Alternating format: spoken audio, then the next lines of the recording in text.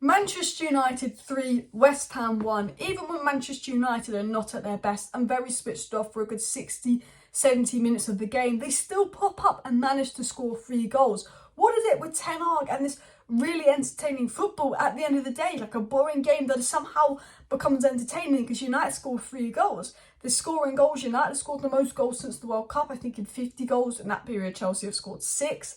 United weren't like great today. That first half was one of the worst we played in the Ten Hag era. And yet, they're scoring 3 goals, they're coming out with a win, and they're through to the next round of the FA Cup. Ten Hag is the man of trophies. Ten Hag is the man of winning, because whatever happens, Ten Hag wins the game. And it's Ten Hag subs again that win the game. Fred gets the goal. Ten Hag's tactical changes, Wout into the 10, Bruno into the right. Ten Hag's decision to take Anthony off and keep Garnacho on. Every decision Ten Hag makes is absolutely spot on. And Ten Hag rates Garnacho, he rates Kobe Mainoo from the youth, and I trust him with that because I think they're 2 good players from the youth.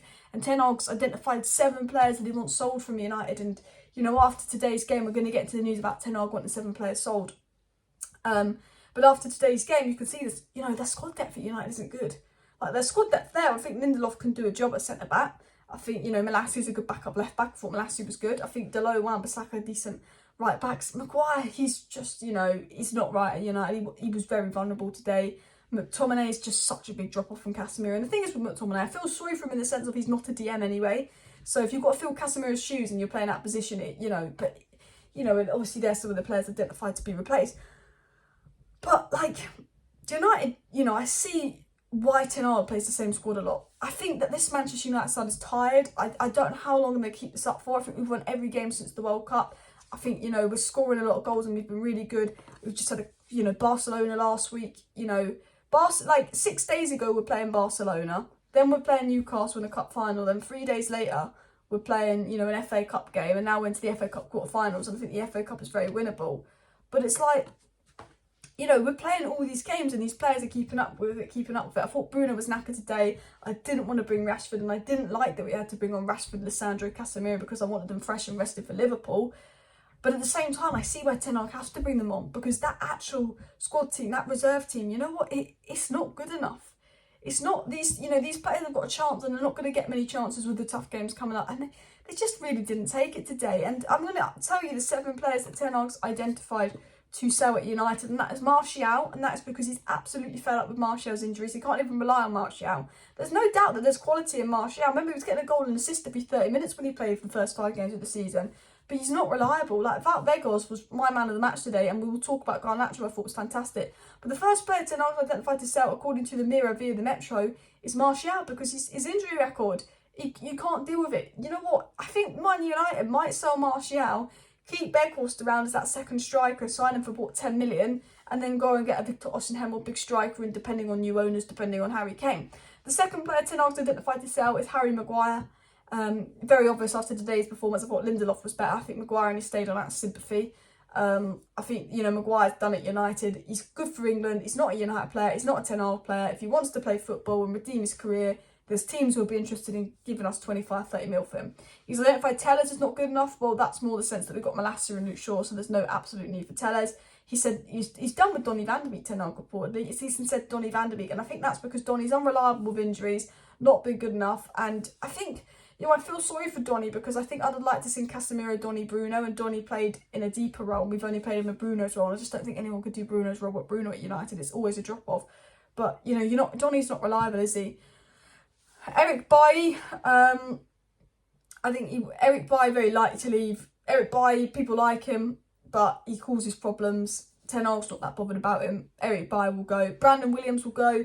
1, he wants to go. 2, he wants to play more. 3, he's an inverted left back. Ten Hag doesn't like that. He likes balance in defence. 4, I think Brandon Williams is capable of playing in the Premier League. I think he's got the potential to do that, but I don't think he'll be at United level.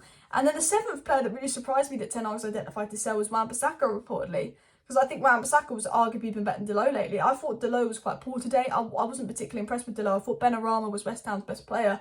I think if hadn't Man United not won the match, I think Benrahma would have got man of the match. He was absolutely cooking down that right-hand side for West Ham. Absolutely fantastic goal. And I have to say, I thought West Ham were really good today.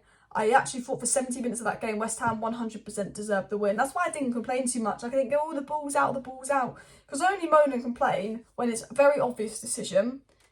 like, or it's like we deserve to win and VAR fucks us over. I thought, you know what, West Ham deserved that goal. Benrahma deserves that goal. He's been good. He was really good. And I thought Delow was struggling down that right hand side. I thought Anthony was alright, but he took Anthony off. Maybe he wants to rest Anthony for Liverpool. I guess he's got a bit of an injury record. Thought Malacia was good. Malacia made 7 tackles. No player made more tackles than Malacia. I thought Malacia was solid. I thought Maguire was poor. I thought Delow was poor. I thought Lindelof grew into the game, but him and Maguire as a partnership weren't great. Man of the match, you could argue, is De Gea. De Gea was good. I'd give De Gea a solid 8 out of 10. I was really happy with De Gea. I thought Malacia was good. I'd give him a 7 out of 10. I thought Casemiro was good in the end. I'd give him a 7 out of 10. Got a goal, but it was offside. Sabitzer had moments. I like what Sabitzer offers, and I thought he got a lot better when he played with Casemiro. But I do think Casemiro and Fred's our best midfield duo. I will say that myself. I thought Bruno was poor. I thought Bruno had an off game. I thought Wout Weghorst was my man of the match. And I will say that now because Wout Weghorst was involved in all 3 goals. I read this tweet. It said Garnacho scored his goal from a rebound in which, he won the ball. So Garnacho scored the goal from, Weghorst's rebound. Then Fred scored the goal from when Weghorst won the ball. And Rashford nearly scored from Weghorst's through ball. Weghorst got an assist. Weghorst had like 5 key passes, which was the most on the pitch. And Weghorst almost kind of forced that own goal. That was a bit of a tongue twister trying to get that all out. But basically, the United players were actually all coming up to Weghorst after the game and kind of going around him because I think they really appreciate what he brings. Like, Weghorst is one of those where you have to kind of understand football to see actually there's quality in him. And because Ten Hag's such an intelligent manager, such a clever manager, like Weghorst is not Oshmeen. Man United could not sign a big striker that scores goals. And I think we are so reliant on Rashford to score goals. I think when Rashford's not on the pitch, the attack lacks creativity, the attack lacks goals. And I think we are so reliant on Rashford to score goals. And Weghorst isn't a goal scorer. Weghorst isn't that Harry Kane. He's not a top number 9. But what Weghorst does is he presses. Weghorst's movement, his positional sense, the way he's able to hold up the ball. I think as an attacker, he had 88% pass accuracy, which as an attacker is really good. We've seen McTominay having like 50%. He doesn't lose the ball much. He can hold on to the ball. He can hold up play. He can link up play. He can pass. Look, he's not the best finisher in the world. He's not a poacher. He's not a goal scorer. But we couldn't get that. Look, we would have been brilliant with Jaffers. We couldn't get that. And he's not a brilliant player, but he's a player that I wouldn't mind United having as a second striker. He's someone that's reliable. He's someone that will do his job for the team. He's someone that link up play. He's better than Igalo. The fact that he was involved in all 3 games, that the team recognise what he does. He's a workhorse. He moves the ball. He holds up the ball. He connects the thing. The attack can connect with Weghorst. Weghorst almost played Rashford in 5 key passes, got an assist. He plays a role. He's not quality. He's not suited to every game. If we need pace, if we need to counter, we can't play Weghorst. But he's suited to those games where I think you need to break teams down a bit. And I thought, for me, he was man of the match today. And I will talk about Garnacho, but I think every goal Weghorst was involved in. I think we have to give Wout Weghorst credit because he's a role where I think it's very hard to identify what he contributes to the team unless you really know and you look at the link-up play and the passes and the hold-up play and him keeping the ball. And that's why Ten Hag likes him, because Ten Hag's a very intelligent manager, but Ten Hag's massive on working hard, playing as a team, playing United. And Weghorst is ticking the boxes for Ten Hag. He's not getting the goals, and I think Ten Hag knew that. He knew, it's a Besiktas Burnley player. But he was ticking the boxes. And I like Weghorst. And, he was really good today and he was really good in the FA Cup. And he's not going to be good every game because he's not suited for every game. But I think if you get a big striker in and you keep Weghorst as that backup, it's all right. Now, I want to talk about Garnacho. I thought Garnacho was really, really good today for Manchester United. I think he's so direct. I love Garnacho. I love that I've spoken for 8 minutes and not really touched on Garnacho. Got the winning goal. I think he deserved that goal. I think with Garnacho, he gets pushed with the ball easily. Sometimes he's a bit predictable, but he's 18, he's raw. I saw people slagging off Garnacho. He's 18, he's raw, but in a game like that where United weren't doing much, every time Garnacho got the ball, he's bringing it forward, he's trying to make something happen. He put a few good crosses in, no one was there. Imagine if you get a top striker in there. He was making those runs, he was getting in behind. There's a time when Malacia should have passed him when he was open, and he touched the ball and he finished. Garnacho will always make things happen. He's always direct, he's always looking to get the ball, he's always looking to take on his man, he's not looking to play it safe. And yeah, he'll get the ball away, yeah, he'll get pushed with the ball easily. Yes, some of the decisions will be frustrating because he's raw, he's young, but I like Garnacho, I like what he offers, and there's a good player in there, and I think the goal proves it, and I think the finish proves it, and the fact that Ten Hag kept him on for the 90 minutes proves it. Every time Garnacho got the ball, I felt, okay, here's something could happen. He was the guy bringing the ball forward, making attacks happen. He's so direct. And I think once his decision-making improves, his physicality improves, I think there's a good player in Garnacho because Ten Hag's got a real good quality for identifying talent in the youth.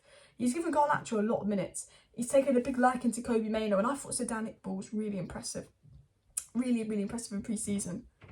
But he's playing Kobe Mainoo more, who's 2 years younger. And Ten Hag's identified those two youngsters. And I identified those two youngsters last year when watching the youth academy, and I was like, these guys are special.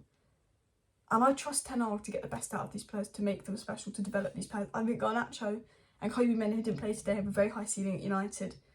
And I think Ten Hag's the manager, knows how to manage them. He's a strict manager. You know, people worried about Garnacho maybe getting too much money, getting cocky, getting arrogant, getting ahead of himself. Ten Hag's the guy that will make sure Garnacho keeps his head down. And Garnacho was quality today, was really good. Really good. Anyway, guys, thank you for watching today's video. That's a wrap of the West Ham game and a bit of a chit chat about who Ten Hag wants to sell. Smash a like, smash a subscribe. See you next time. Bye.